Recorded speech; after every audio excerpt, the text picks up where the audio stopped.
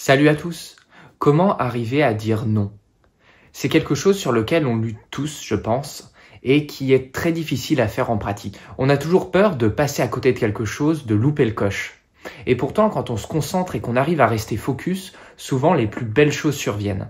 Aujourd'hui, on va rentrer un peu deep dans le sujet du FOMO, le Fear of Missing Out, et je vais vous montrer un peu mes stratégies pour rester focus sur des projets sur le long terme.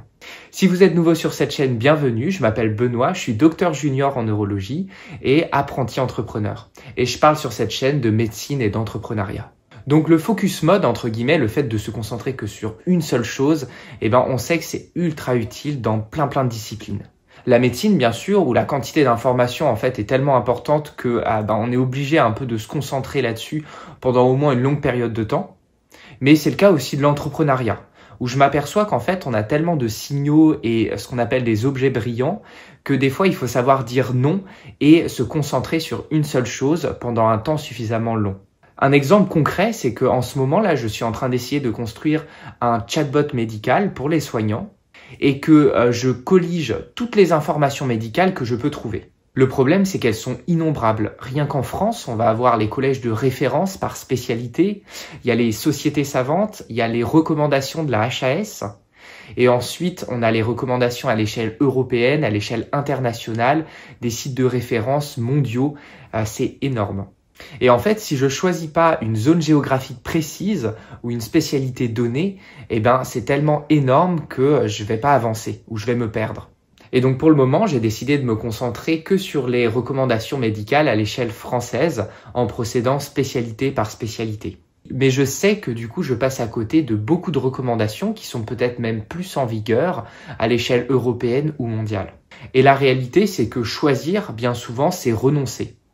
Et renoncer quelquefois à des choses où on a vraiment l'impression que ça va faire une différence, que c'est hyper intéressant. Et quelquefois, c'est la réalité. Il y a juste des opportunités qui sont en fait très attrayantes et qui fonctionneraient, mais là encore, pour peu qu'on y mette le temps.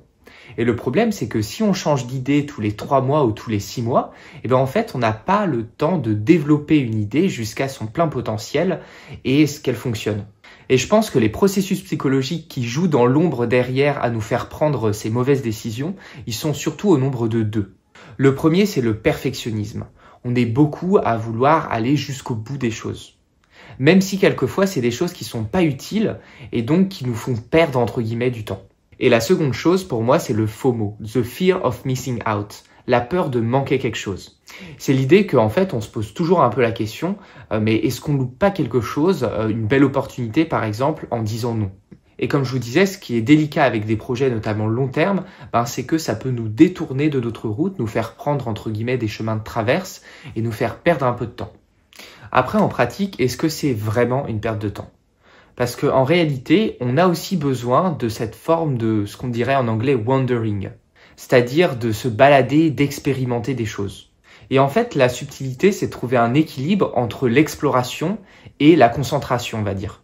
Et ça se ressent tout particulièrement quand on veut lancer un projet entrepreneurial. Moi, en tout cas, ce que j'ai vécu, c'est que j'ai commencé à réfléchir à des projets et j'ai beaucoup changé au début.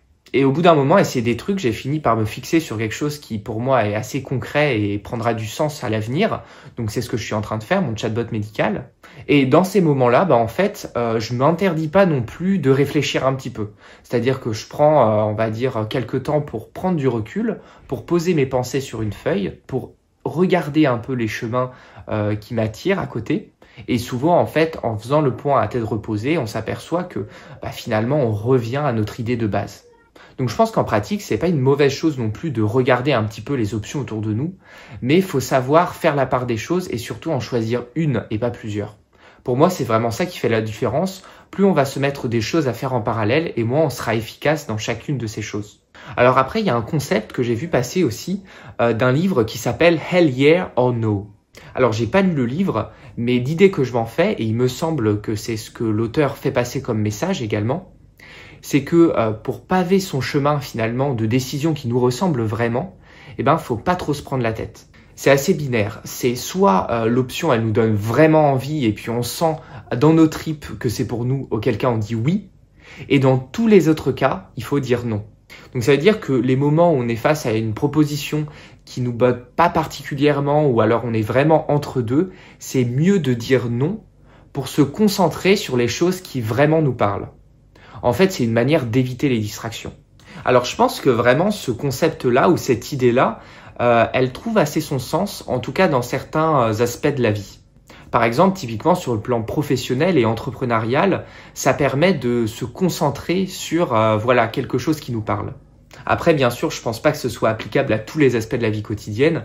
Par exemple, quand un ami nous propose de sortir, qu'on n'est pas très chaud, à mon sens et de mon expérience, moi je préfère toujours dire oui, parce que sinon après je vais regretter. Mais ça a le mérite de se fixer, entre guillemets, une certaine ligne de conduite, en tout cas sur le plan professionnel. Donc voilà un petit peu mes réflexions sur le sujet, et sachez qu'en réalité, on a tous du mal à dire non. Et donc, faut pas forcément se prendre la tête, je pense. Faut juste peut-être ne pas hésiter à prendre du temps pour peser le pour et le contre. Et en général, la solution, elle apparaît assez évidente dans ce cas-là. Dans tous les cas, moi, je vais continuer à vous partager mon aventure entrepreneuriale. Et si vous êtes dans le domaine médical, que vous soyez interne, externe ou installé, n'hésitez pas à essayer mon chatbot médical. Donc, je mets le lien en bio. L'idée, c'est de nous aider dans notre pratique clinique. Dans tous les cas, nous, on se voit pour une prochaine vidéo. Salut!